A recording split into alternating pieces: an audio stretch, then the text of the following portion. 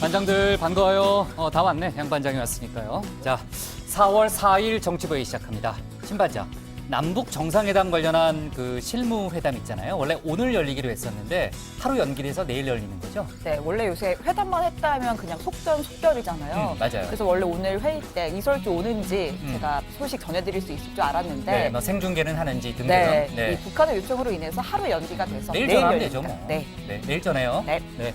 최 반장. 아니, 아니고 양 반장. 미안해요. 아까 뭐 시작할 때 좀 얘기했죠? 제가 존재감이 없는 거죠. 안 해요. 네. 그 안희정 전 충남지사, 그러니까 구속영장이 이제 재청구됐잖아요. 네. 구속 여부가 오늘 밤에 결정이 되는 거죠? 그렇습니다. 일단 검찰은요, 충남도청이 이 김지은 전 비서의 휴대폰을 인위적으로 삭제한 정황을 포착하고 그걸 증거인멸로 보는 건가요? 그렇습니다. 바로 그 점을 이제 지금 주장하고 있는 것이죠. 네. 어쨌든 오늘 밤에 결정이 되는 거죠. 좋습니다. 우리 들어가서 얘기를 좀 이어갑시다. 갑시다.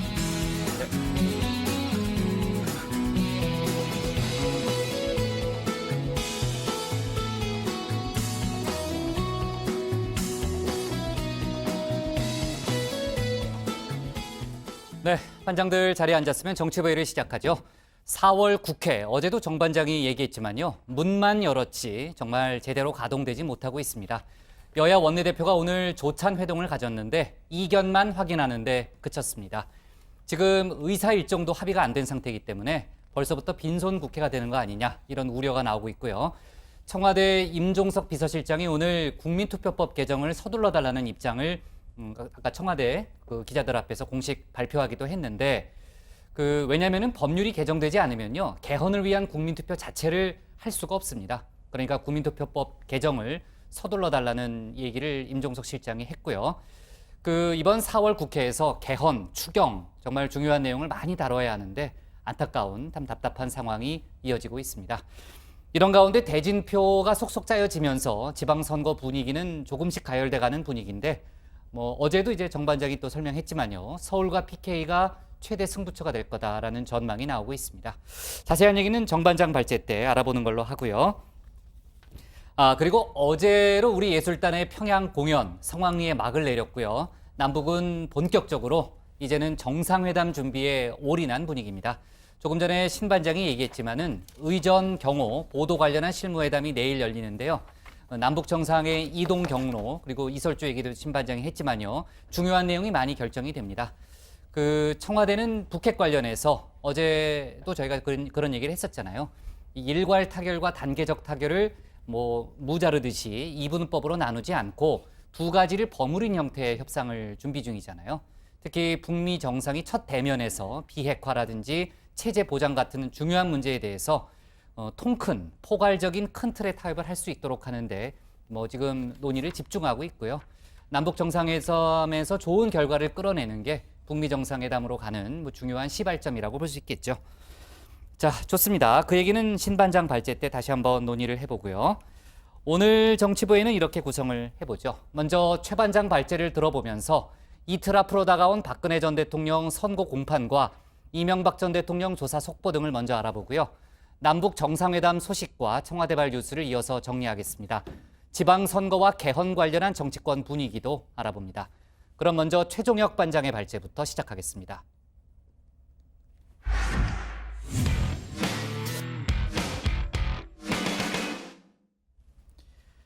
법원이 박근혜 전 대통령의 1심 선고를 생중계하기로 결정한 가운데 전 변호인이었죠. 국정농단 사건의 변호인이었던 도태우 변호사가 문제 제기에 나섰습니다. 선고 전체를 생중계하는 건 무죄 추정의 원칙에 위반한다면서 가처분 신청을 냈죠. 법조계 안팎에서는 가처분 신청이 받아들여질 가능성은 높진 않은 것으로 보고 있습니다. 오늘 최 반장 발제에서는 이틀 앞으로 다가온 박 전 대통령 1심 선고 내용을 자세하게 다뤄보겠습니다. 박근혜 전 대통령 재판에 대해 민주당은요, 단순한 징벌 과정이 아닌 무너진 헌정 질서와 법치주의를 바로 세우기 위한 역사적 현장이자 기록이다라고 했습니다.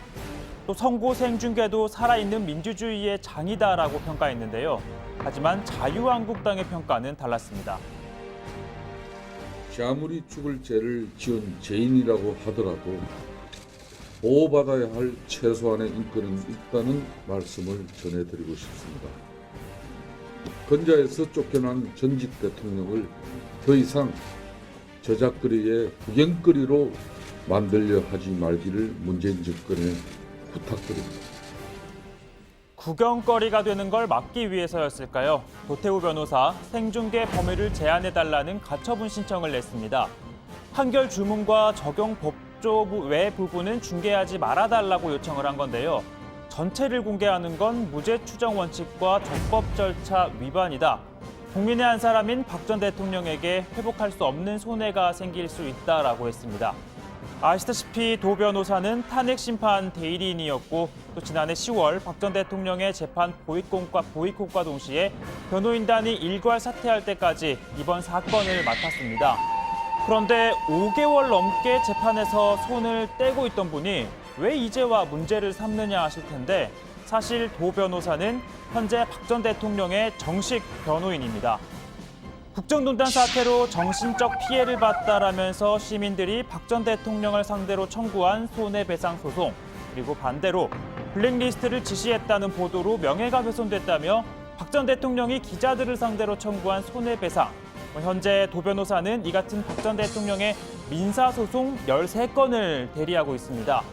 형사재판을 거부하는 동안 재산권과 관련한 민사소송에는 이렇게 적극적으로 대응을 하고 있었다는 겁니다.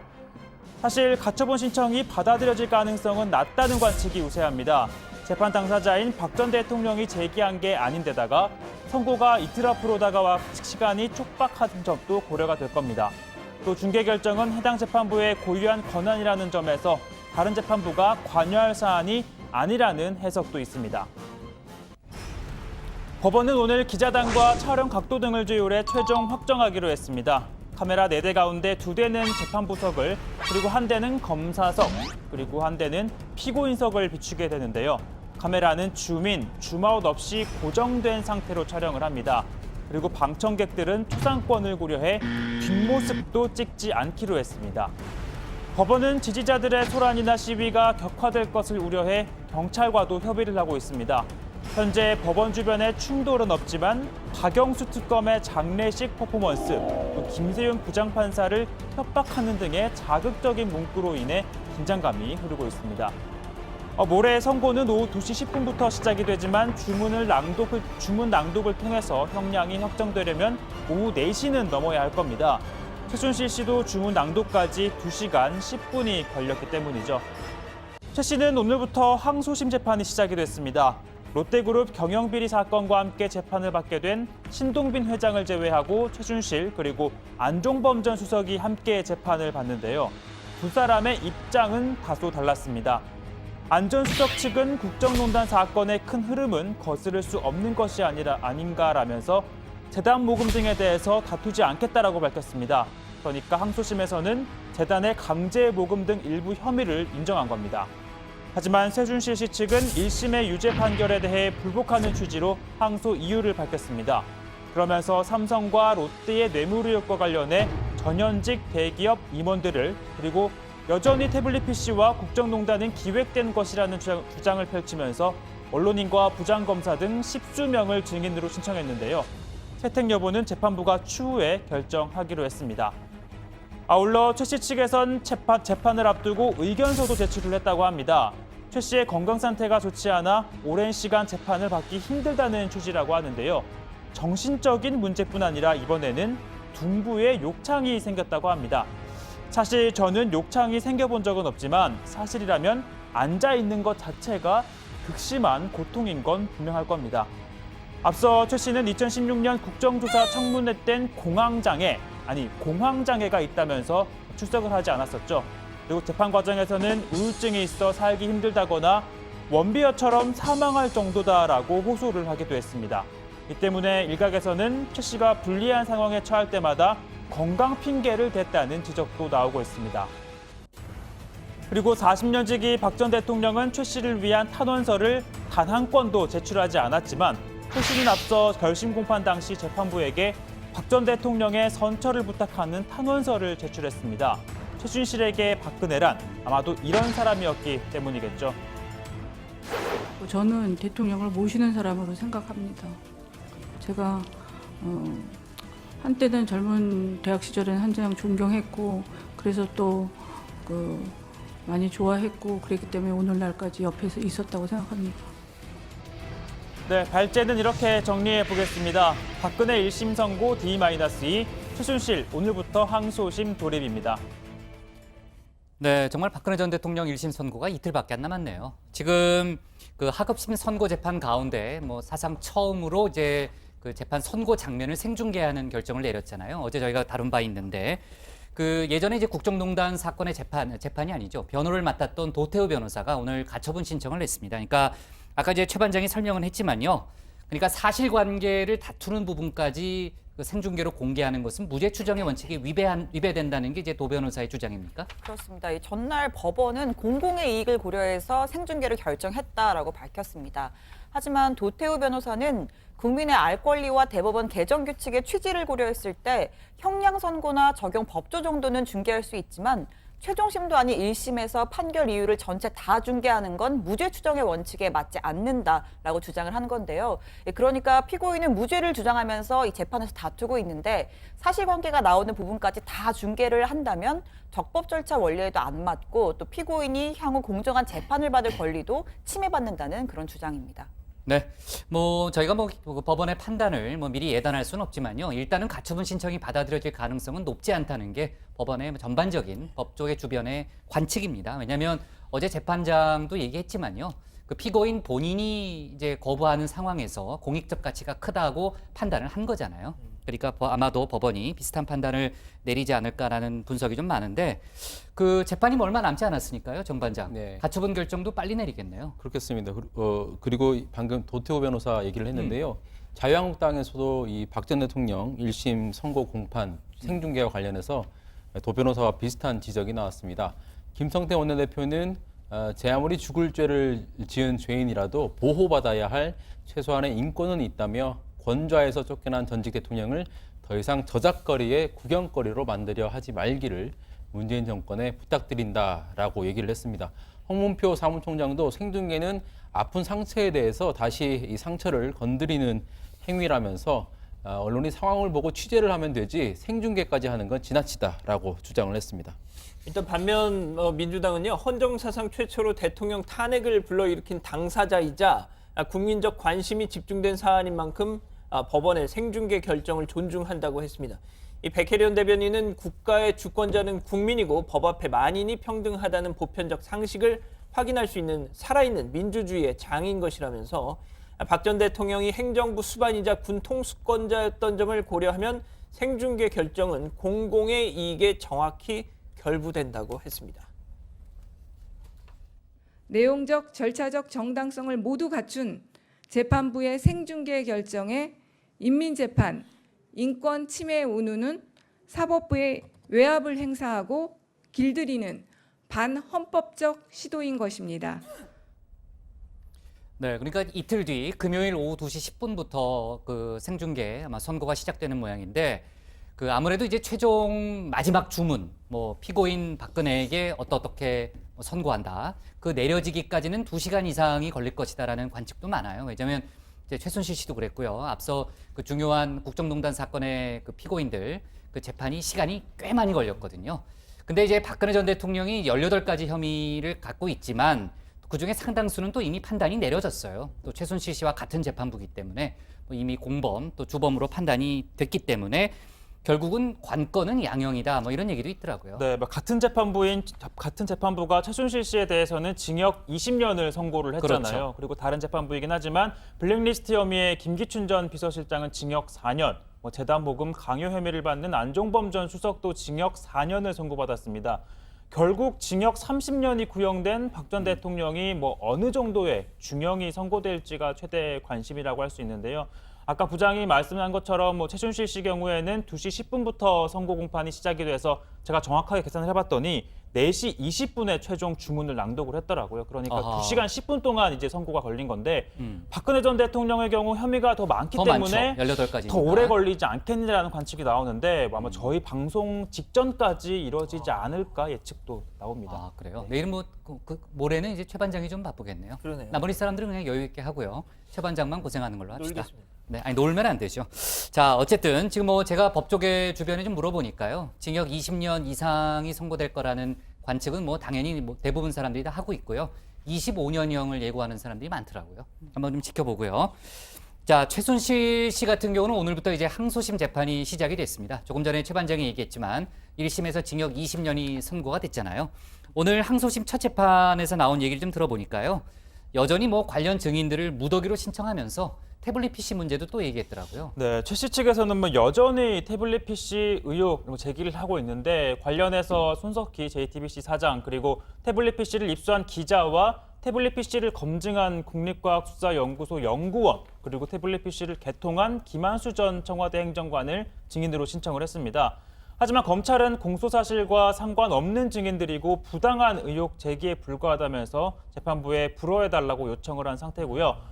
또 국정농단 사건이 고영태 씨 그 일당의 기획이라는 주장도 여전히 펼치고 있는데 그 때문에 이 사건을 처음 보도한 이진동 전 TV조선 사회부장 그리고 특검의 강압 수사가 있었다면서 신자용 중앙지검 특수 1부장도 증인으로 신청을 한 상태입니다.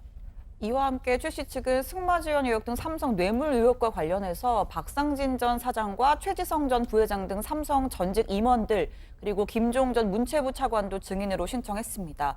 하지만 특검 측이 오히려 주요 의사결정권자인 이재용 부회장, 장충기 전 사장에 대한 신문이 필요할 텐데 왜 빠졌느냐 이런 반박을 했다고 하고요. 일단 재판부는 오늘 증인 채택 여부를 결정하진 않고 추후에 여부를 결정한 다음에 양측에 통보를 하기로 했습니다. 신동빈 회장의 경우 최 씨와 특검 측 모두 증인 신청을 해서 채택 가능성이 좀 높아졌습니다. 네, 좋습니다.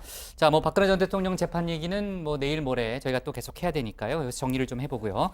이명박 전 대통령 얘기로 좀 가면은 그 이 전 대통령 2차 구속기한, 이번 구속기한이 4월 10일까지잖아요. 한 6일밖에 안 남은 상태인데 지금 변호인에 따르면 이 전 대통령이 수면제를 먹어야 잠이 겨우 들 정도로 상당히 적응을 잘 못하고 있다 이런 얘기를 하고요. 그 어제는 시영 씨가 밤샘 조사를 받고 귀가를 했잖아요. 전반적으로 초조해야 하는 거 아니냐 뭐 이런 얘기가 나오더라고요. 아무튼 일단 뭐 수면제 얘기하신 것처럼 일단 이 전 대통령은 검찰 조사를 거부하겠다는 입장에는 변함이 없고요. 근데 구치소에서 먹을 수는 있는 모양이죠, 수면제를. 처방을 처방을 요청을 하면 뭐 그렇게 해주나 예. 보죠. 최근 제가 가본 적이 없어서 최근에는 이제 불면증이 심해져가지고 수면제를 복용하고 있는 상태라는데 그마저도 약 효과가 잘 듣질 않아서 밤을 꼬박 지새우는 날이 많다고 지금 전해지고 있습니다. 자, 오늘 이 전 대통령 접견하고 나온 강훈 변호사에게 한번 들어보시죠. 오늘도 못 주무셨다고 그러는데 지금 수면 유도제를 지금 여태까지 드셨는데 진정제 처방을 하시겠다고 그렇게 지금 하셨다고 그러네요. 오늘 아침에 잘 보시고 불면증이 있거나 그러신 건 아닙니다. 그래서 불면증이 셈이죠. 지금 잠을 못 주무시고. 어제 오후에 이 검찰에 출석한 아들 시영 씨가 오늘 새벽까지 조사를 받고 집으로 귀가했습니다. 강훈 변호사는 이 전 대통령에게 이 검찰이 시영 씨를 기소할 모양이다라고 이렇게 전했더니 이 전 대통령이 아주 뭐 착잡한 표정을 지었다라고 하는데 강 변호사에게 이어서 들어보시죠. 걱정하려고 해서 될 일은 아니잖아요. 지금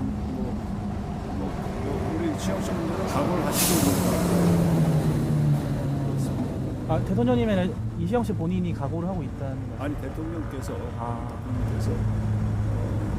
시영 씨가 기소될 것 같다는 그 말씀 들으시고 그럴 말씀 없는 걸 보니까 뭐 각오를 하시고 있었던 거 아니에요? 검찰이 어제 시영 씨를 불렀는데 이 전 대통령이 구속된 이후에 첫 번째 직계 가족에 대한 조사였죠. 검찰은 시영 씨가 아버지의 이 중고교 동창이자 다스 주주인 김창대 씨의 지분에 대한 배당금을 가져간 정황을 수사하고 있습니다.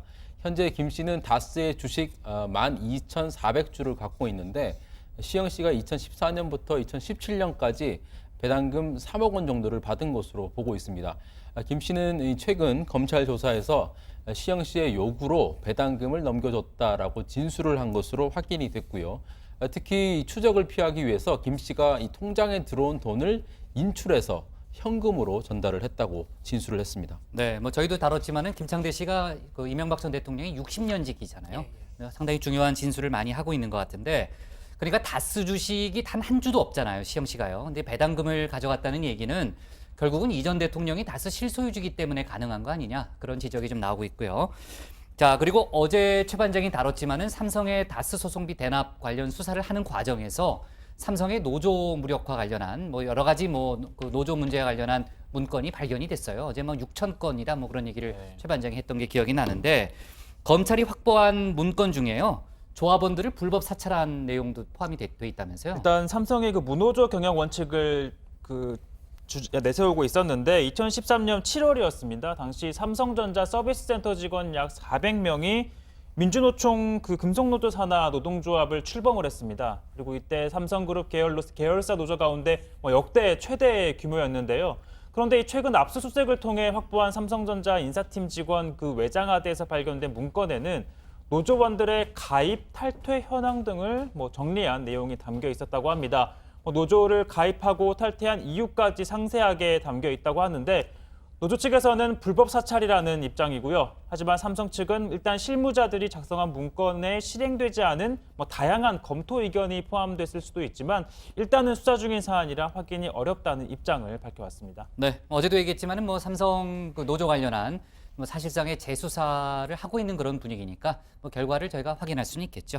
자, 아무튼 도태우 변호사가 낸 가처분 신청 결과 저희 회의 중에도 결론이 나올 수 있으니까 최 반장이 좀 챙겨가면서 다시 한번 속보가 나오면은 얘기를 해주고요. 오늘 기사 제목은 이렇게 정할게요.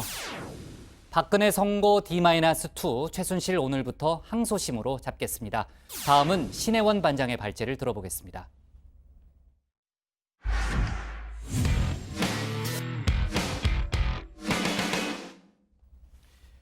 우리 예술단이 평양 공연을 성황리에 마치고 오늘 새벽 귀국했습니다. 남북 화해 분위기가 후끈 달아오른 가운데 이제 20여일 앞으로 다가온 정상회담 준비를 위한 본격적인 작업이 시작됐습니다. 의전 실무회담은 북측의 요청으로 하루 연기돼서 내일 열리게 됐죠. 오늘 청와대 발제에서는 어제 예술단 공연 소식, 또 남북 정상회담 관련 내용 등을 집중적으로 짚어보겠습니다.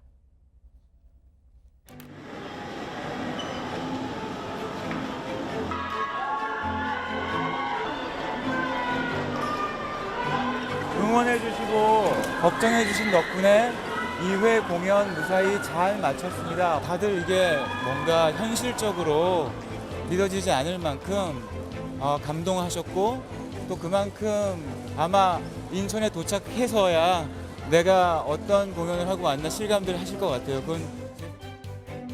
네, 서울에서 지켜본 저도 잘 실감이 안 납니다. 평양에서 울려 퍼진 빨간 맛, 아직도 합성 같은 단체 사진까지.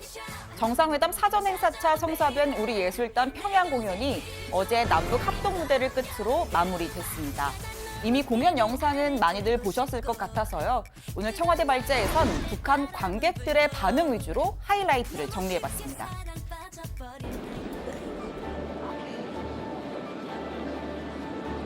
그럼 여러분, 지금부터 북남 예술인들의 연안 공연을 시작하겠습니다. 우리는 하나!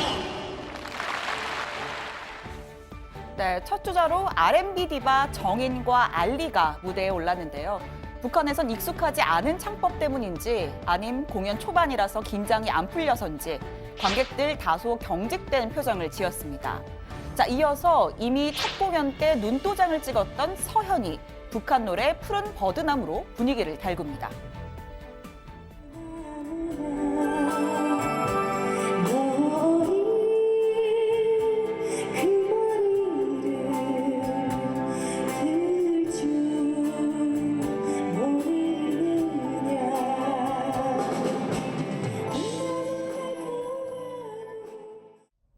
열기가 고조되면서 북한 관객들 웃었다가 울었다가 다채로운 반응을 보여줬는데요.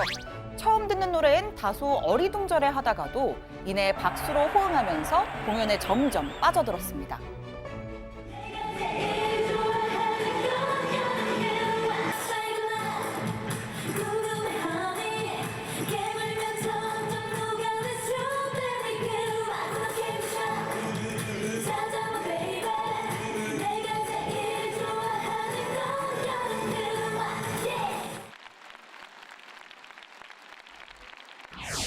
고맙습니다.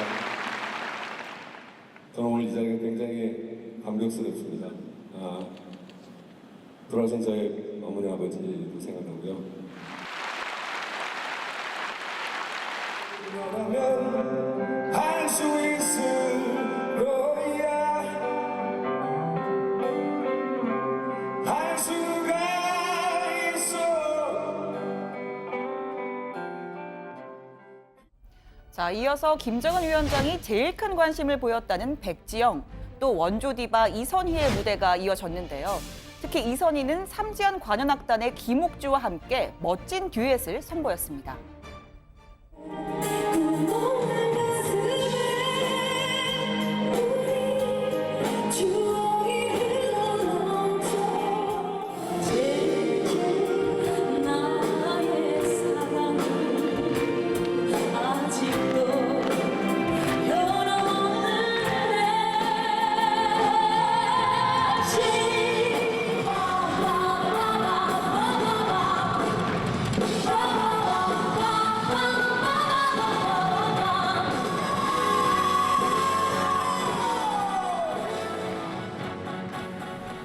관객석에서 가장 길고 큰 박수가 쏟아진 순간 역시 마지막 남북 합동 무대였습니다.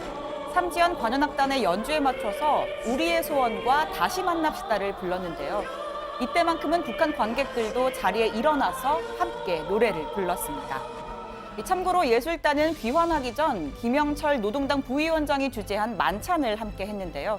김 부위원장은 우리 예술단에게 사의를 표하면서 서로 오가며 정을 나눈다면 반드시 희망의 봄이 올 것이라고 말했습니다. 정이 통하면 뜻이 통하고 뜻이 맞으면 길이 열리기 마련입니다. 이번처럼 국가나무 예술인들이 노래의 선율에 부드러운 동파의 정을 담으면서 서로 힘을 합친다면 온 결의에게 더 훌륭하고 풍만한 결실을 안겨줄 수 있을 것입니다. 김 부위원장은 북한의 대남 총책이자 김정은 위원장의 최측근 인사죠. 며칠 전엔 내가 남한에서 천안함 주범이라 불리는 사람이다. 취재진에게 불편을 끼쳐 사죄랄까 양해를 구한다는 파격 발언을 하더니 어제는 이렇게 예술단에게 직접 감사 인사를 했습니다. 아무튼 이제 정상회담 워밍업 끝났습니다. 이제부터 본격적인 회담 준비가 시작되는데요. 이번 주에만 2차례 실무회담이 있고 남북 정상회담까지의 사이엔 북러, 미일 정상회담도 열릴 걸로 보입니다. 당초 오늘로 예정돼 있던 의전, 경호, 보도 실무회담은 북측의 요청에 따라 하루 미뤄서 내일 판문점 평화의 집에서 열기로 했습니다. 연기 이유를 따로 이렇게 설명하지는 않았습니다. 근데 통신 관련 실무회담도 주말 4월 7일에 잡혔고요. 남북 정상회담을 차질 없이 준비한다는 입장에는 변함이 없는 것으로 보입니다. 예. 북한의 연기 요청 배경을 놓고 일각에선 청와대가 보낸 대표자 명단에 북한이 당황한 것 아니냐는 분석도 나오는데요. 가능성이 있는 게 수석 대표를 맡은 조한기 청와대 의전비서관을 비롯해 신용욱 경호차장, 번역기 춘추관장, 그동안 대북 접촉이 사실상 없었던 인사들이기 때문입니다. 이 과거 조명균 장관이 가면 이선균 위원장이 오는 식의 마땅한 카운터파트가 없어서 북한이 고심 중이라는 거죠. 다만 정부는 북측의 연기 요청에 큰 무게를 두고 있진 않고 있습니다. 청와대 핵심 관계자는 실무적인 문제로 보인다고 선을 그었고 통일부 역시 연기를 회담 지연으로 보지 않는다고 설명했습니다. 내일 회담에선 김정은 위원장이 정상회담 당일 군사 분계선을 넘는 방식, 이설주 동행 및 퍼스트레이디 회동 여부와 생중계 방식 등 회담을 둘러싼 전반적 사안이 두루 논의될 전망입니다. 오늘 청와대 발제는 이렇게 정리하겠습니다. 남북 정상회담 준비 본격 돌입, 내일 이설주 참석과 생중계 여부 결정입니다. 네, 내일도 뭐 바쁜 한 주가 아니라 하루가 되겠네요. 그 관련한 속보가 계속 들어올 테니까 정상회담 관련 실무회담이 뭐 하루 연기는 됐지만요. 내일 열리는 것으로 확정이 됐고 조금 전에 이제 신 반장도 얘기했지만은 우리 정부는 그 실무적 차원의 문제지 뭐 중요한 상황 변화가 있는 것은 아니라는 입장이잖아요. 일단 그 청와대와 주무부처인 통일부 모두 북한이 따로 이유를 설명하지 않았지만 통신회담도 7일로 잡혔고 차질 없이 준비한다는 입장에는 변함이 없어 보인다라고 설명을 했습니다. 일단 내일 회담에서는 김정은 위원장이 정상회담 당일 군사분계선을 넘는 방법, 그리고 두 정상의 동선과 일정, 그리고 이설주의 동행 및 퍼스트레이디 회동, 회담 생중계 여부 등을 논의할 것으로 보입니다. 네, 신반장을 판문점으로 파견하려고 그랬는데 생중계를 하게 되면은 굳이 안 가도 되겠네요. 그렇죠? 어쨌든 그 만약에 정상회담에 대해서 생중계를 하기로 한다면요. 처음 있는 거죠, 당연히. 과거 2차례 진행된 그 정상회담 당시에는 모두 녹화를 한 다음에 사후에 공개를 했었잖아요. 그런데 그것과는 달리 이번에는 회담 일부 또는 모두 발언 정도를 생중계하는 방안이 검토 중인 것으로 알려지고 있습니다. 최근 공식 일정에 이설주가 동행한 점에 비춰봤을 때 정상회담 역대 최초로 부부 동반 식사가 성사될지에도 관심이 쏠리고 있습니다. 참고로 통일부에 따르면요, 7일 열리는 이 통신 실무 회담에서 남북 정상 간 한라인 설치도 논의가 될 거라고 하는데, 만약 이 정상회담이 열리기 전에 한라인이 먼저 개통이 되면 일단은 정상끼리 언제든 통화를 하면서 회담 의제나 혹은 더 내밀한 문제를 직접 논의할 수 있다는 얘기가 되는 거 아닙니까? 그럼요. 그러니까, 예, 남북 정상 간 한라인 아시다시피 고 김대중 대통령 2000년 정상회담 말미에 한라인 개설 필요성을 언급하면서 처음으로 그때 설치가 됐는데, 이후에 이명박 정부 들어서 천안함 폭침 이런 걸 거치면서 남북 관계가 경색이 되면서 단절이 됐었죠. 네, 조금 전에 양 반장도 얘기했지만요. 정말 정상끼리 전화를 해서 의제를 조율할 수 있다면은 상당히 중요한 합의를 좀 제대로 끌어낼 수 있는 그런 여건이 마련된다고 볼 수 있는 거죠. 자, 그리고 이번 정상회담 때 남북 간의 그 철도를 연결하는 문제, 경원선 복원도 중요한 의제로 오를 거다라는 얘기가 좀 나오고 있고요. 자, 아까 제가 시작할 때 잠깐 얘기했지만은 어제 오늘 그 청와대에서는 비핵화 관련한 협의에 대해서요. 큰 틀에 관한 설명을 계속해서 하고 있는 거예요. 그렇습니다. 청와대 핵심 관계자가 이런 얘기를 했습니다. 지금 국면에서 가장 중요한 건 북미 회담이다. 북미 정상이 문제 해결의 초입부터 만나서 이야기한다는 점에서 과거의 육자회담 9.19 공동성명과는 다르다라고 설명을 했습니다. 지금까지는 육자회담 등 실무적인 논의를 거쳐서 합의를 이끌어내는 바텀업 방식이었다면, 이번에는 정상끼리 담판을 하고 실무로 넘어가는 톱다운 방식이 될 거란 얘기입니다. 지금 백악관 쪽에서는 이번 주말쯤에 북한과 실무 접촉에 들어갈 거다, 이런 얘기가 나오고 있는데, 이에 대해서 청와대는 북미 간 접촉을 하는데 우리의 경험과 정보를 제공하고 있다고 설명했습니다. 네, 5월 초 8일, 9일쯤으로 예상되는 한중일 정상회담과 관련해서는 외교 라인을 통해 조율하고 있다면서도 아베 총리가 문 대통령과의 통화에서 방위를 따로 요청했다라는 일본 언론의 보도에 대해서는 사실이 아니라고 설명했습니다. 일각에서는 재팬 패싱 위기감에서 비롯된 해프닝 아니냐, 이런 분석도 나오고 있고요. 지금 일본이 여러 루트를 통해서 북일 정상회담을 타진하고 있는 것으로도 알려졌는데 아직까지 가시적인 성과는 나오지 않고 있습니다. 네, 아베 총리가 급하게 워싱턴을 찾는 일정은 확정이 됐잖아요. 조금 전에 얘기했던 대로 한국을 찾는 문제에 대해서는 확인되지 않았던 그런 보도가 좀 나왔군요. 자, 근데 일본 고도 외부상이 또 방한 일정을 조율 중이라고 하니까 관련해서 추가적인 속보가 좀 나올 수도 있겠고요. 그리고 오늘 최 반장, 강경화 외교부 장관이요. 그 기자들을 상대로 간담회를 아까 오전에 열었던데요. 어떤 내용이 주로 나왔어요? 네, 일단 국내 언론을 상대로 간담회를 한 건데, 강 장관은 남북 정상회담에서는 크게는 비핵화, 남북 관계, 그리고 평화 정착 이렇게 큰 주제는 있겠지만 세부적으로는 좀 더 의제에 묶이지 않는 허심탄회한 대화가 진행될 수 있도록 준비를 하자고 의견이 모아졌다라고 설명을 했습니다. 또 한미 CVID 로드맵에 대해서는 북한의 완전한 핵폐기의 국제사회의 공동 목표지만 달성 시간, 타임테이블이 어떻게 되느냐는 한미의 그 긴밀한 협의가 필요하다라고 덧붙였습니다. 또 이런 얘기도 했습니다. 외교부가 북핵 문제 해결에 있어서 세부적인 지식 또 협상 노하우를 갖고 있다. 이걸 발휘할 걸로 생각이 된다면서 국제사회의 긴밀한 협력을 유지해 나가겠다고 했는데요. 직접 한번 들어보시죠. 미국과는 모든 단계별로 각급 채널을 통해 긴밀히 소통하며 공조하고 있으며, 일본, 중국과는 5월 중 한일 중 3국 정상회담 개최를 통해 영내 평화 협력의 모멘텀을 확대해 나가고자 협력하고 있습니다. 네, 신반장이 아까 집중발제에서 어제 평양 공연 하이라이트를 잘 정리했는데, 이번에 공연 자체도 그렇지만요.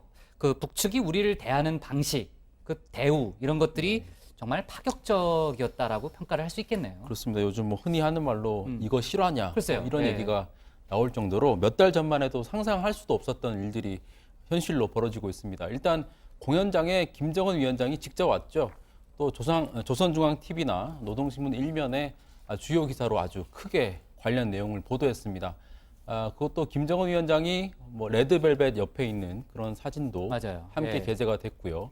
또 예전과 달리 우리 기자들에게 평양 시내 스케치도 허용을 했습니다. 저도 기억이 좀 있는데 10년 전쯤에 제가 평양 취재를 갔는데 몰래 찍어야 했습니다. 그러다가 걸리면 어허. 뺏겼습니다. 걸렸어요? 예, 저 걸려가지고 뺏겼던 기억이 돌아올 있는데. 뻔했네요. 근데 또 나중에 되돌려 주긴 했습니다. 예. 예. 아쉽네요. 또 그리고 이 기자들이 또 뭐가 인터넷, 아쉬워요. 인터넷 그리고 휴대전화 사용도 했다고 하더라고요. 예. 네, 그 공연 때도요, 우리 가수들에게 일일이 안내원을 붙여서 마치 전담 매니저처럼 수행을 하게 뭐 도움을 줬다고 하고요. 북측 인사들 태도도 상당히 너그러웠는데 이게 단순히 연출이라고만 볼 수는 없을 것 같습니다. 왜냐하면 뭐 무대 위에서는 손잡고 노래할 수 있는데 그 리허설 영상을 한번 보시면요, 네, 지금 뭐 공연 장면이고요. 이선희 씨하고. 네, 저분이 이렇게 아까 공연 때는 저 가수가 김옥주라고 네, 그랬나요? 김옥주, 네. 삼지연 관현악단 가수고요. 북측에서는 뭐 이선희급의 뭐 가수다, 그래요? 뭐 이렇게 알려져 있습니다. 네, 그리고 이건 공연 장면이고 리허설 장면을 보시면 지금 뭐 탁현민 행정관 보이고요. 뭐 그 옆에 뭐 윤상 감독, 현성월 감독 현성월 저렇게 씨도 있네. 있는데 이렇게 대화를 하는 모습을 보시면 어깨를 이렇게 툭툭 치면서 굉장히 허물없이 정말 한 팀처럼 이렇게 공연 준비를 하는 모습이 보입니다. 그러네요. 네. 정말 어깨를 툭툭 치는 거는 뭐 쉽지는 않은 분위기인데요. 그렇죠. 그죠? 네. 자연스럽지 않으면은. 제가 생각하는 이번 뭐 방북 중에 가장 파격적이었던 거는 김영철 부위원장이 직접 기자단을 찾아와서 사과를 냈던 장면이 있잖아요. 맞아요. 그 첫 번째 공연 날 김정은 위원장이 참석하면서 취재에 좀 제한이 이루어진 데 대해서 뭐 고위 인사로는 이례적으로 찾아와서 사과를 직접 했었죠. 저희도 그때 회의 때 다뤘지만요. 제가 남측에서 천안함 주범이라 불리는 사람이다. 글쎄요, 그건 농담이라고 받아들여야 될지 모르겠는데 아무튼 그런 상당히 좀 파격적인 발언을 해가면서 그 사과를 했어요. 네, 당시에 뭐 사죄 양해라는 표현을 구하면서 사과를 했는데 그에 앞서서 이렇게 자기소개를 한 겁니다. 현장 취재진한테 물어보니까 뭐 뉘앙스는 농담조였다라고는 하는데 이 발언이 정치권에서 상당히 논란이 됐죠. 오늘 자유한국당과 바른미래당에서 이와 관련한 비판 발언들이 나왔는데 잠깐 들어보시죠. 김영철은 남측에서 천안함 폭신 주범이라는 사람이 저 김영철이라고 농담조로 대한민국을 조롱했습니다. 분통 터뜨리는 유족을 대신하고 우롱당한 국민을 대표해야 할 정부는 눈만 멀뚱멀뚱 뜬 채 꿀먹은 덩어리가 되고 있습니다. 우리 국민들을 대한민국을 능멸하는데 청와대와 통일부와 국방부가 모두 할 말이 없다고 하고 있습니다. 어이가 없어서 제가 할 말이 없고 이런 모든 행태들을 보면서 이게 정의 공정인지 문재인 대통령 반성하시기 바랍니다. 네, 일단 청와대는 김영철 부위원장 발언에 대해서 특별한 입장이 없다라고 했고요. 국방부는 공식적으로 언급하는 게 적절치 않다라고 했습니다. 통일부는 과거 천안함 사건에 대한 국방부의 기존 발표를 신뢰한다는 입장을 밝혔습니다. 네. 자, 그리고 오늘 제가 다루진 못했는데 문재인 대통령이 오늘 일선 초등학교를 방문했잖아요. 관련해서 그 임기 내에 초등 돌봄 대상을 한 20만 명 늘려서 총 53만 명으로 확대하겠다라는 입장을 밝혔습니다. 자, 좋습니다. 오늘 청와대 발제는 정상회담으로 가야죠. 남북 정상회담 준비 돌입, 내일 실무회담으로 잡겠습니다. 다음은 양원보 반장의 발제를 들어보겠습니다.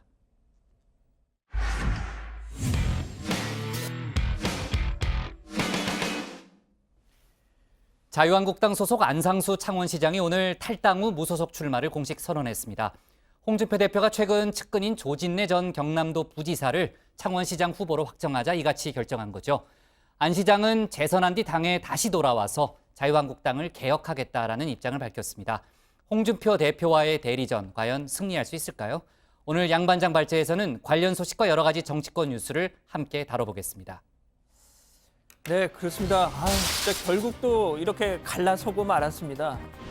홍준표 대표와 안상수 창원시장.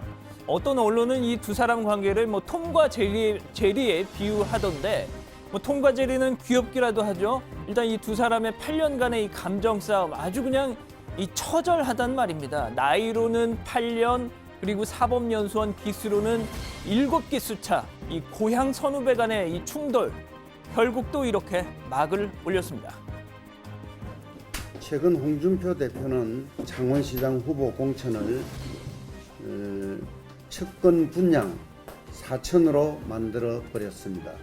사적성의 각오로 자유한국당을 탈당하고 무소속으로. 자, 안상수 시장은 며칠 전에도 무소속 출마 이렇게 운을 띄운 적이 있었습니다. 그럼에도 오늘 재차 이렇게 강조한 이유가 뭐냐? 근래 지역에서 말이죠. 뭐 저러다 말겠지. 홍준표가 누군데 이런 걸 보고만 있겠어 하는 여론이 막 지금 돌고 있다는 겁니다. 자, 이 단순히 무소속 당선을 넘어서 기다려라 홍준표 이런 마음가짐이었습니다. 반드시 당선되어 자유한국당으로 돌아와 당을 확 바꾸어 놓겠습니다. 야, 이건 진짜네요. 이거는 진짜입니다. 자세한 얘기는 더 들어가서 전해드리겠습니다. 자, 다음 소식입니다. 자유한국당 광역단체장이 공천 놓고 뭐 올드보이다, 사람이 없다, 뭐 난리지만 반대로 뜨거운 곳도 있습니다. 바로 경북지사죠.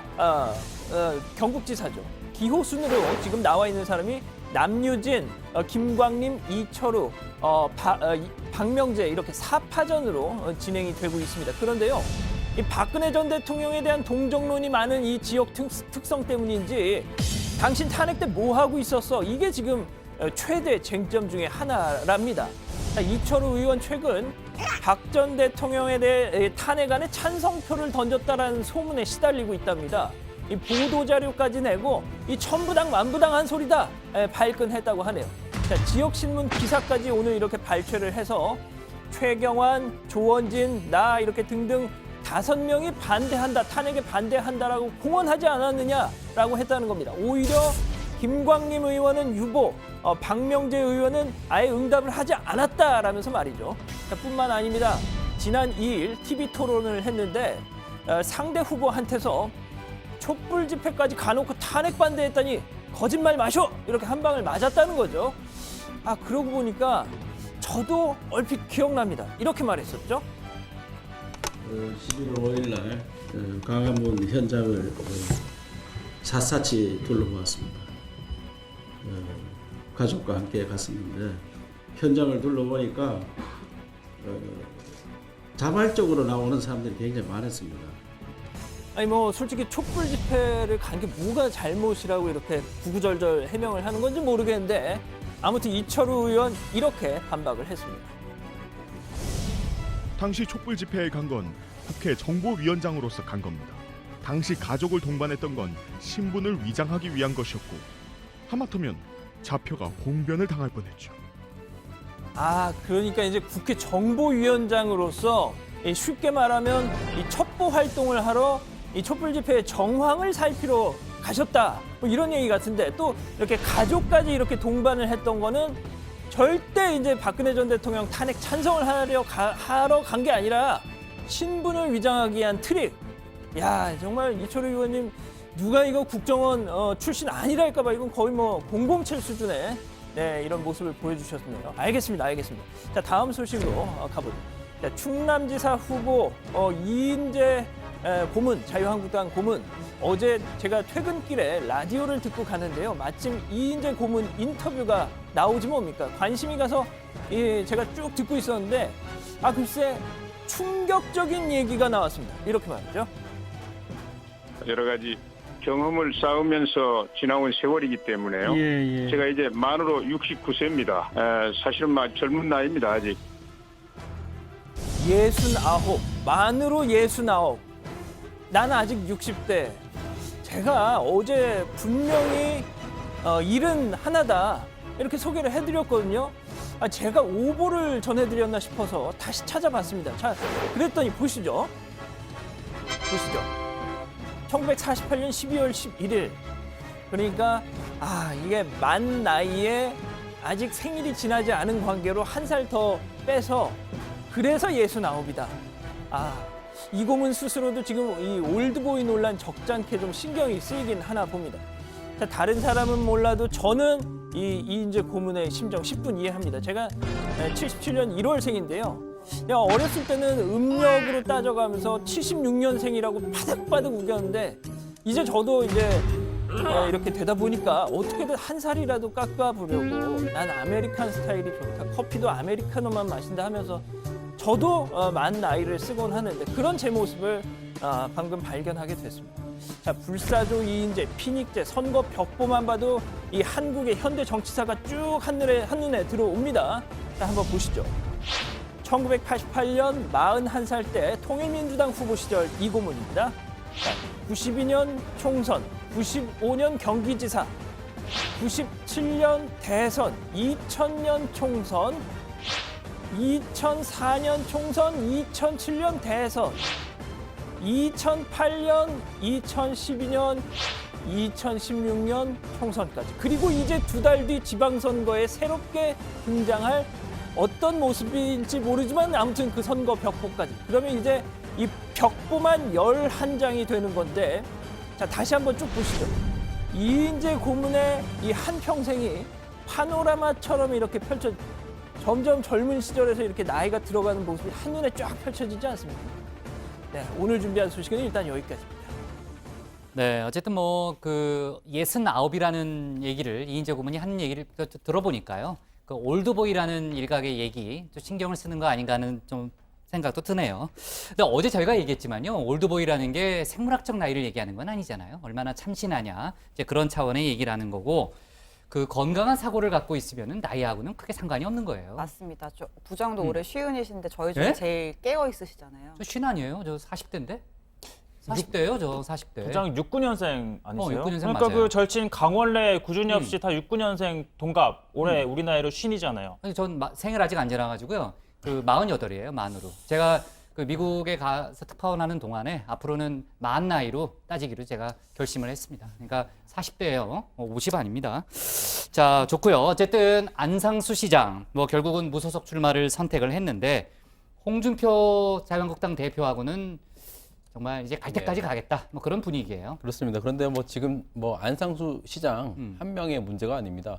부산시장 경선 준비하다가 탈당한 이종혁 전 의원까지 자유한국당 이 낙청자들끼리 뭉쳐서 무소속 연대를 꾸리겠다 이런 얘기를 하고 있습니다. 대구 경북에 비해서 부산 경남 쪽은 민주당의 이 세도 만만치가 않아서 1대1 구도가 되지 않고서는 자유한국당도 사실 승기를 장담할 수가 어렵습니다. 이런 낙천자들을 중심으로 무소속 연대를 꾸려서 이 혹여 3파전, 바른미래당까지 와서 4파전 양상으로 진행된다고 하면 부산 경남 선거 판세를 좌우할 핵심 변수가 될 수 있다는 분석도 그러네요. 나옵니다. 자유한국당 표를 가져갈 수가 있는 거잖아요. 그렇죠? 그렇죠. 자, 근데 이제 홍준표 대표는 별로 신경을 안 쓰는 분위기라면서요. 네, 얼마 전에도 페이스북에 이런 글을 올렸습니다. 공천에 반발이 없으면 그건 죽은 정당이라면서 잡음 없는 공천은 없지만 공천 잡음이란 건 그야말로 대부분 잡음으로 끝난다라고 이렇게 일축해버렸습니다. 홍 대표 측에선 안 시장이 무소속 출마를 하더라도 올해 73세 고령인 점을 감안했을 때 현역 시장이라 하더라도 경쟁력이 없을 거라고 보고 있는 것 같습니다. 네, 뭐 나이 얘기를 한 번만 더 하면요. 그 올드보이를 지적하는 것은 노인 폄훼다. 이렇게 자유한국당 홍문표죠. 사무총장이 얘기를 했잖아요. 오늘 라디오 인터뷰에서는 또 다른 주장을 폈죠. 어제 제가 전해드린 것 같은데 전효욱 전 의원을 비판한 겁니다. 어제 소개해드렸지만 그 자유한국당 광역단체장 후보를 가리키며 버리기도 취하기도 애매한 계륵, 이 닭 갈비뼈 같다라고 비판을 했었잖아요. 맞아요. 그 발언을 두고 아주 수준이 얕은 분들이 나와 자기가 하고 싶은 얘기를 하면 마치 그게 진실인 것처럼 된다라고 맹비난을 한 거죠. 바로 그 얘기를 하면서 이제 홍문표 총장이 한 얘기가 시사 프로그램 패널들의 국가 자격증 도입 주장이 시급하다. 뭐 이런 얘기를 했는데 한번 들어보시죠. 패널로 나오시는 분들은 이것도 국가적인 자격을 줘야 돼요. 어느 정도 갖춘 분이 국정에 대한 어떤 문제를 논단을 해야지 전문성도 없는 분들 지금 패널 오염을 시키는 겁니다. 예, 뭐 들으신 것처럼 이제 기자 시험 열심히 준비해서 기자가 됐는데 이제 다시 시사 프로 패널 국가 자격 시험까지 생기게 되면 저만 빼고 다 하차하셔야 되는 게 아닐까. 무슨 얘기예요? 아니 네. 근데 그 우리 얘기하는 게 아니잖아요. 패널들 얘기하는 거 아니에요? 정치평론가들? 네, 저희는 기자지 맞지 않습니까? 않는 얘기를 하고 있습니다. 네, 양반적인. 근데 저는 공부를 해서 시험을 보겠습니다. 뭔 소리예요? 인생 이모자는 아니, 그만해요. 다들 그만해요. 지금 다 정신을 못 차리고 있네. 이모자 자, 어쨌든 오늘 그 자유한국당에서요. 좌파 정권 방송장악 피해자 지원 특위라는 게 있죠. 지난번에 이제 1차 회의를 저희가 한번 소개했었고 오늘 2차 회의가 열렸는데 양승동 KBS 사장 후보자에 대한 얘기가 많이 나왔고요. 자진 사퇴를 촉구하는 그런 목소리가 많았다면서요. 네, 저희도 소개를 한번 해드린 바가 있었는데 양승동 후보자가 부산 KBS 근무 시절에 세월호 참사 당일에 해운대의 한 노래방에 갔던 점을 지적을 하면서 양 후보자의 자진 사퇴를 촉구한 겁니다. 한번 들어보시죠. 당시 길환영 KBS 사장이 기념사진 찍었다고 그때 언론노조, KBS 언론노조에서 사장 물러나라고 그렇게 난리치지 않았어요? 그래놓고 그날 저녁에 자기들은 가서 노래방에서 16만 원어치 음주 감호하고. 그럼 뭐예요 이거는 도대체? 예? 기념사진 찍은 사장은 물러나야 되고 노래방 가서 그거 춤추고 한 사람들은 그럼 괜찮고? 그 기준을 누가 만들어냈는데요? 그 양승동 후보자가요. 어제 KBS 사내 게시판에 관련한 해명을 올렸다는 얘기를 들었는데요.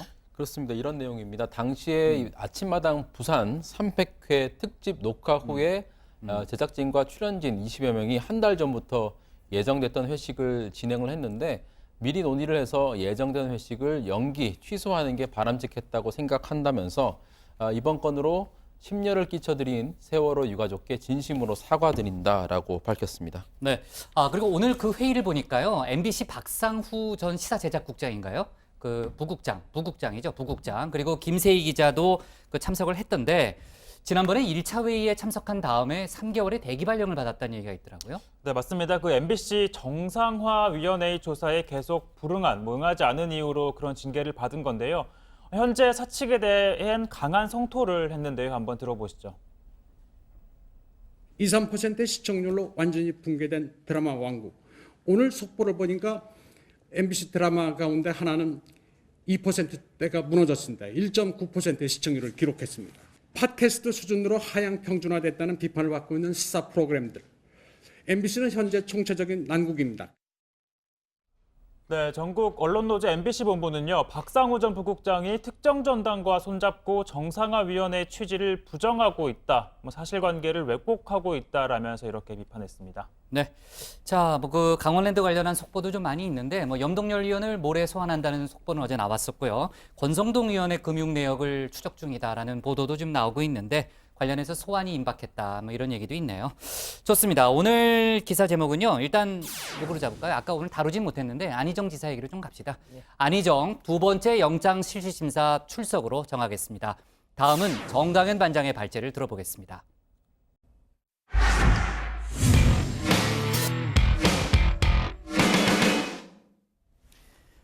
바른미래당 안철수 인재영입위원장이 서울시장 출마 선언을 했습니다.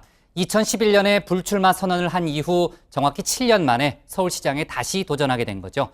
오늘 야당 발제에서는 안 위원장의 출마 선언문을 자세히 분석해보고 향후 서울시장 선거 구도도 전망해보겠습니다.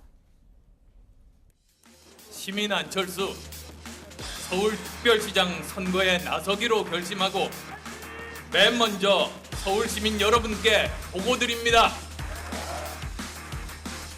네, 시민 안철수의 서울시장 출마 선언 사실 며칠 전부터 예고가 돼 있었죠. 그래서 미리 자료도 찾아보면서 1년 전 대선 출마 당시와 메시지나 이 스타일 측면에서 얼마나 달라졌는지 꼼꼼히 따져봤습니다.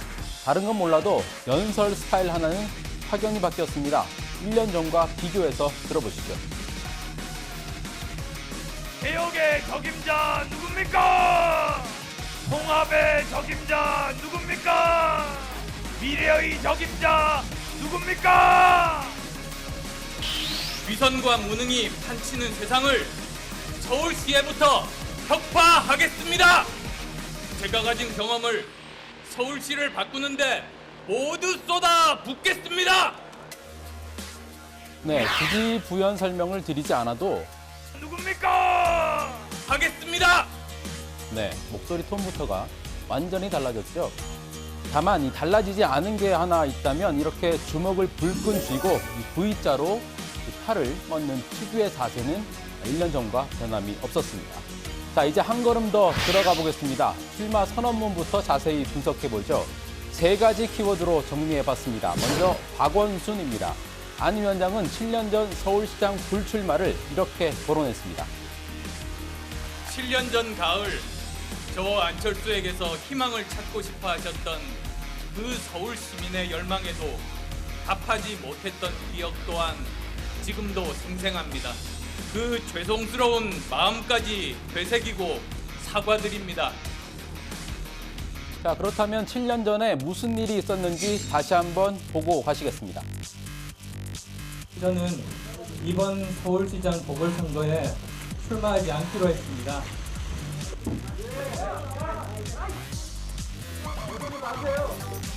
서로가 그 진실을 통했고 참 정치권에서는 볼 수 없는 그런 아름다운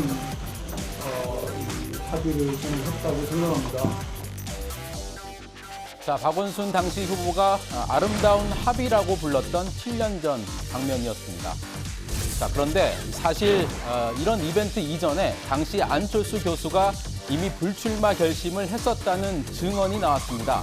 그러니까 불출마 결심이 먼저 있었고 그 이후에 박 시장과의 합의 이벤트로 명분을 찾았다는 게 한때 안 위원장의 멘토였던 윤여준 전 환경부 장관의 주장입니다. 자, 그런데 선후 관계야 어찌됐든 두 사람은 7년 전과는 전혀 다른 위치에서 만나게 됐습니다. 안 위원장 출마 선언을 전후로 두 사람이 서로를 겨냥한 듯한 발언으로 묘한 신경전을 벌이기도 했습니다. 미세먼지 대책은 없었고 지금도 없고 앞으로도 없어 보입니다. 서울시장직이 다음 선거를 위해 인기 관리하는 자리가 돼서는 혁신할 수 없습니다. 2011년 보궐선거의 그런 결단에 대해서 지금도 저는 감사하게 생각하고 있습니다. 근데 그 이후에 세월이 흐르고 이제 당적도 또 서 있는 위치도 달라졌습니다. 자, 물론 민주당 후보군엔 박영선, 우상호 의원도 있습니다. 역시 만만치 않은 후보들이기 때문에 누가 최종 후보로 낙점될지 현재로선 알 수가 없습니다. 두 사람은 오늘 외부 경쟁자인 안철수 위원장, 내부 경쟁자인 박원순 시장을 동시에 겨냥했습니다. 서울시장이라는 자리는 대통령을 꿈꾸다가 중도에 포기하거나 아니면 대통령에 나가서 패한 사람들이 경쟁하는 자리는 아니라고 생각합니다. 서울시는 다음 대통령 선거를 위한 교두보로 그렇게 쓰일 만큼 한가한 자리가 아니라 점을 안철수 후보에게도 전달하고 싶습니다. 자, 안철수 출마 선언문에 담긴 두 번째 키워드를 보겠습니다. 바로 IT 서울입니다. 안 위원장은 IT 전문가 출신임을 강조했습니다. 서울시 운영 전반에 빅데이터와 소프트웨어가 차원 높게 활용되는 스마트 도시 서울을 만들겠습니다. 자, 마지막 키워드는 야권 대표 선수입니다. 아시다시피 자유한국당에선 김문수 전 경기지사가 출격을 준비하고 있습니다. 자칫 야권표가 쪼개질 우려가 있죠. 때문에 안 위원장은 자신이 야권 대표라고 주장했습니다. 표는 한 곳으로 모아야 힘이 되고 의미가 있습니다. 야권의 대표 선수로 나온 저 안철수로 힘을 모아주시기를 호소합니다. 하지만 오늘 자유한국당 홍문표 사무총장은 안 위원장이 끝까지 뛸지 염려가 된다며 야권 단일화는 없다고 못을 박았습니다.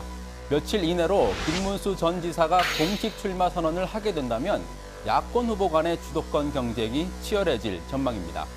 자, 오늘 안철수 위원장 출마 선언식엔 유승민, 박주선 공동대표를 비롯해 소속 의원들이 총출동했습니다.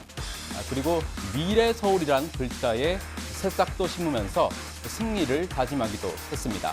자, 안 위원장이 심은 새싹을 보면서 문득 동요 하나가 떠올랐습니다. 그래서 준비했습니다. 정치가 음악을 만났을 때.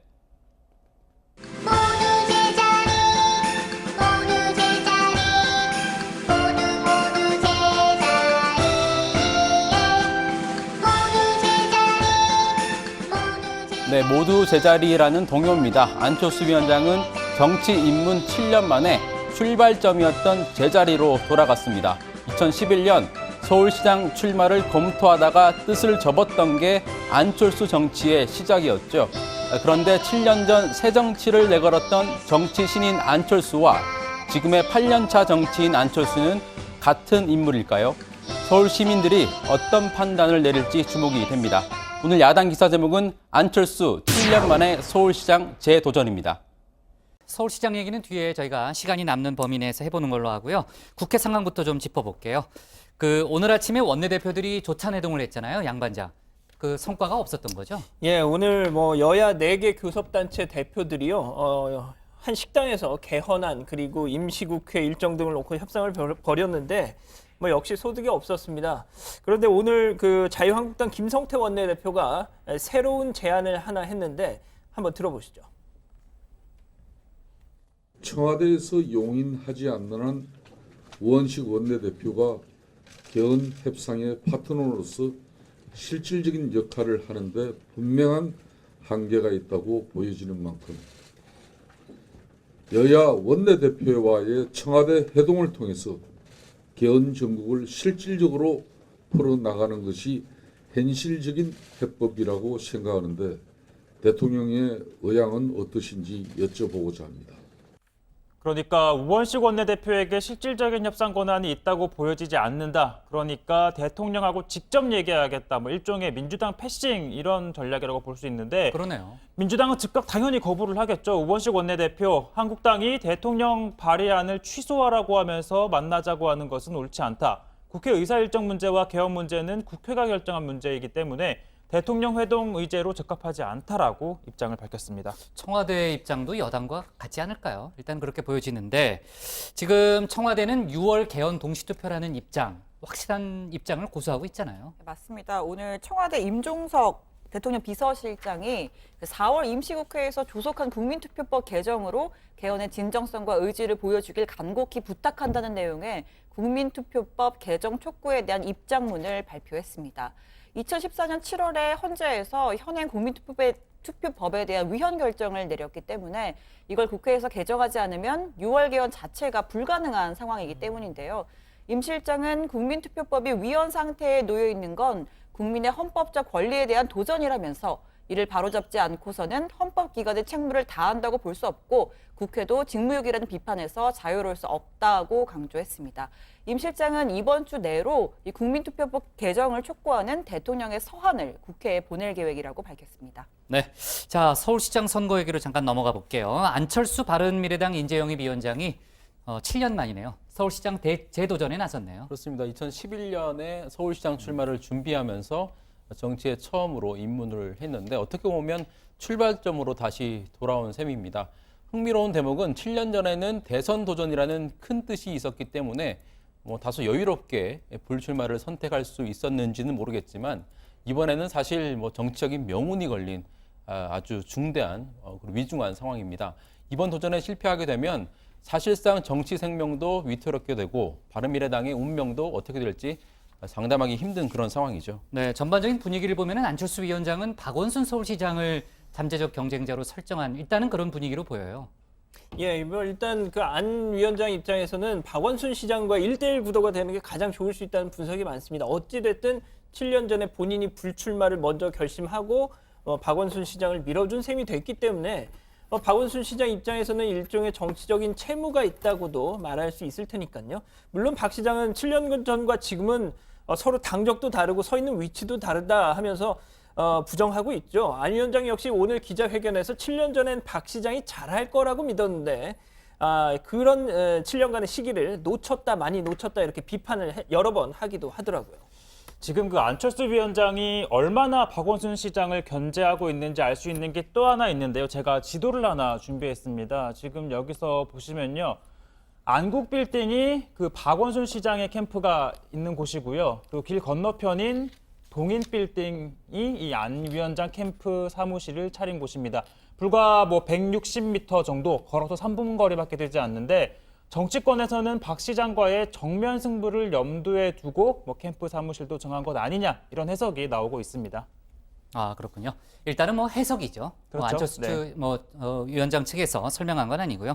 아무튼 뭐 안철수 위원장은 그런 구도를 원하겠지만은 지금 민주당이 결선 투표까지 도입했기 때문에 최종 승자가 누가 될지는 알 수 없는 상황이고요.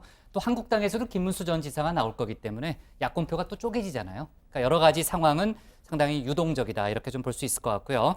자, 오늘 야당 기사 제목은 이렇게 정리할게요. 안철수 7년 만에 서울시장 재도전으로 잡겠습니다.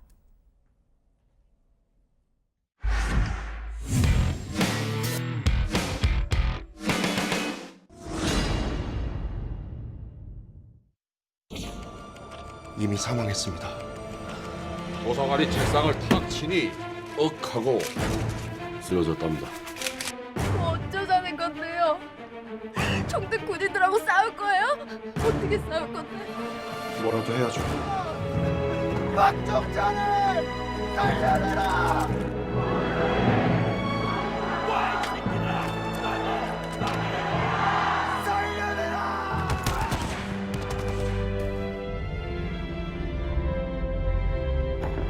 안녕하세요. 톡 쏘는 정치의 강지혁입니다.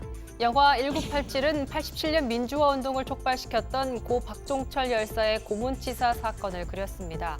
700만 명이 넘는 관객이 들 정도로 화제가 됐었는데요. 또 이 영화에선 고 이한열 열사도 등장하는데 배우 강동원 씨가 깜짝 출연해서 관심을 끌기도 했었죠. 이 영화를 준비하면서 참 내가 지금 이렇게 잘 살고 있는 게 많은 빚을 지고 있구나라고 생각했었고 그 빚을 조금이라도 갚을 수 있는 심정으로 참여했던 건데 네.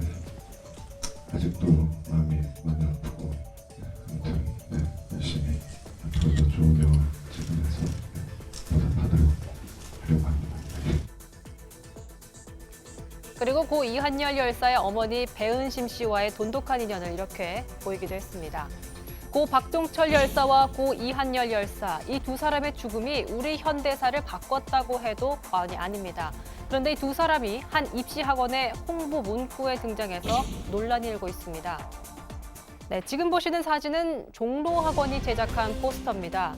영화 1987의 주인공 박종철, 이한열 모두 종로학원에서 재수 이렇게 써 있고요. 그 밑에 박종철 83년 종로학원에서 재수, 84년 서울대 언어학과 입학해, 이한열 85년 종로학원에서 재수, 86년 연세대 경영학과 입학 이렇게 써 있습니다.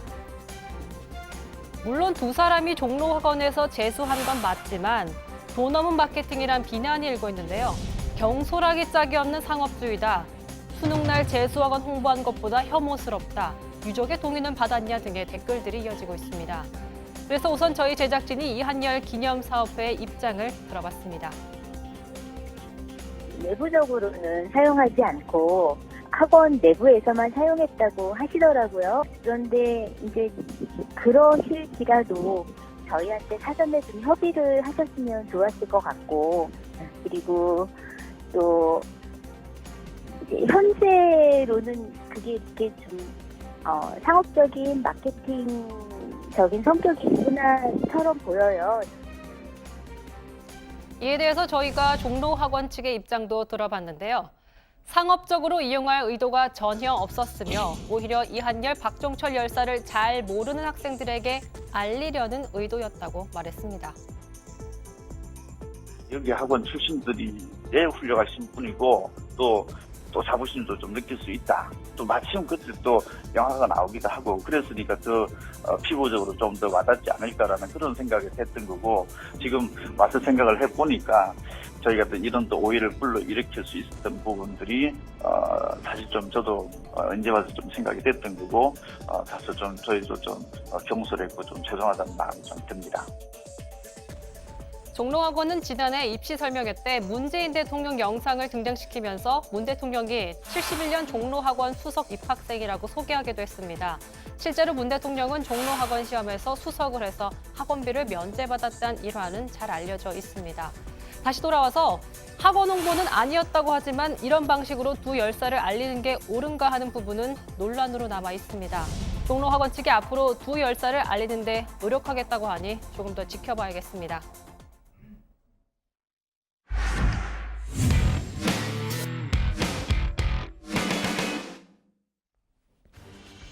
오늘 저희가 고른 한 컷은 똑같이 갚아줄 것, 미중 무역전쟁 격화입니다. 미국과 중국의 무역전쟁이 정말 전면전 양상으로 치닫고 있습니다. 미국이 오늘 중국산 제품 1,300여 종에 대해서 25%의 고율 관세를 부과하겠다고 밝히자 중국이 바로 조금 전 미국산 자동차와 농산물에 대해서 똑같은 세율의 관세를 부과하겠다고 발표했습니다. 정말 눈에는 눈, 이에는 이 방식이죠. 미중 간의 무역 충돌은 말잔치 수준을 넘어서 정말 실력 행사로 진행되고 있습니다. 한국의 수출 경제에 막대한 영향이 예상되는 만큼 정말로 위험 요인을 최소화할 수 있는 방안 마련이 시급합니다. 오늘 정치부회의는 여기까지고요. 저희는 내일 다시 찾아뵙겠습니다. 수고했습니다. 신 반장 내일도 바쁘겠습니다. 네. 실무회담 챙기고요. 최 반장, 장 반장 할 말 없나요?